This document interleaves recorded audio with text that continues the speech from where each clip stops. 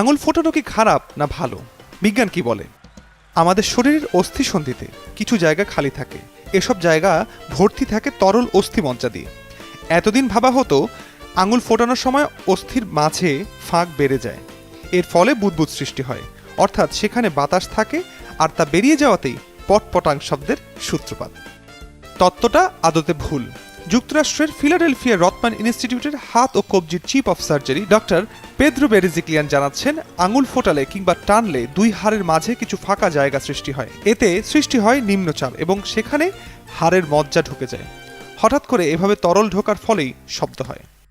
আসল প্রশ্নের জবাব কি? এভাবে আঙুল ফোটালে কি আদতেই হাড়ের ক্ষয় হয়? ডক্টর বেরেজিক্লিয়ান বলছেন, না, আঙুল টানাটানি কিংবা ফোটানোর সঙ্গে শরীরের হাড় ক্ষয়ের কোনো সম্পর্ক নেই। তার দাবি, আঙুল ফোটানোর অভ্যাস যদি ক্ষতিকরী হতো তবে এ নিয়ে অনেক প্রতিবেদনই পাওয়া যেত, কিন্তু তা হচ্ছে না। তাই হাড়ে সমস্যা কিংবা বাতের সঙ্গে আঙুল ফোটানোর কোনো সম্পর্ক নেই। আরও গবেষণার ফল। এতেও বিশ্বাস না হলে ডোনাল্ড আনগারের ঘটনাটি শুনুন। আনগার যুক্তরাষ্ট্রের ক্যালিফোর্নিয়ার একজন চিকিৎসক। 60 বছর ধরে নিজের উপর একটি পরীক্ষা চালিয়েছেন। প্রতিদিন নিয়ম করে বাঁ হাতের আঙুল ফুটিয়েছেন, কিন্তু ডান হাতের আঙুল একেবারেই ফোটাননি। এই দীর্ঘদিনের পরীক্ষার ফল কি পেলেন? দুই হাতের কোনো পার্থক্যই খুঁজে পাননি আনগার। এত গুরুত্বপূর্ণ আবিষ্কারের জন্য 2009 সালে ইগ নোবেল পুরস্কারও উঠেছে তার হাতে।